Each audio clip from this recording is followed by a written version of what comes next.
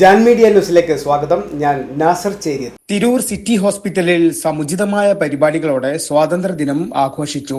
ആശുപത്രിയുടെ പൂമുഖത്ത് പ്രത്യേകം തയ്യാറാക്കിയ കൊടിമരത്തിൽ മാനേജിംഗ് ഡയറക്ടർ കൂടാത്ത് മുഹമ്മദ് കുട്ടി ഹാജി പതാക ഉയർത്തി.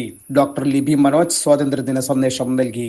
മാനേജിംഗ് പാർട്ണർ ഉമ്മർ ചാട്ടുമുക്കിൽ, ഡോക്ടർമാരായ Yusuf Nasar, N T Ajikumar, Anu B Jayakrishnan, K T O Badar, Abdurahman, assistant manager P Jayalakshmi, accountant T Muhammad Basheer, pharmacy chief T Subramanian, ഫാർമസിസ്റ്റുമാരായ ബെൻസി, ഫവാസ്, സീനിയർ നഴ്സുമാരായ സിന്ധു, അർച്ചന, സാഹിറ, സെക്യൂരിറ്റി ചീഫ് അബ്ദുൽ ഖാദർ, നൌഷാദ് എന്ന കുഞ്ഞാപ്പു, അബ്ജിത്ത്, സുന്ദരൻ എന്നിവർ സംസാരിച്ചു.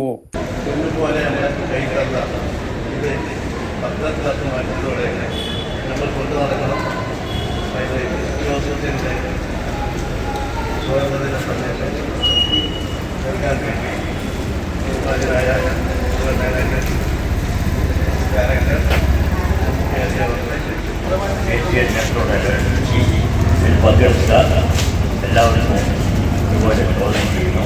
വെൽക്കം ഇതുപോലുള്ള പ്രോഗ്രാം സഹകരിക്കുന്നതിന് വേണ്ടി ആദ്യമായിട്ട് 80ാം സ്വാതന്ത്ര്യദിന ആശംസകൾ എല്ലാവർക്കും നേരുന്നു.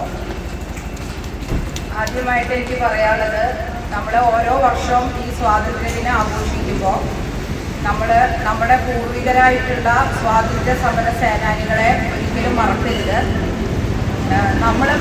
ഞങ്ങളൊക്കെ പഠിച്ചിരുന്ന കാലത്ത് നമ്മുടെ ഹിസ്റ്ററിയിൽ ഓരോ സ്വാതന്ത്ര്യ സമര സേനാനികളെ പറ്റിയിട്ടും നമുക്ക് പഠിക്കാനുണ്ടായിരുന്നു.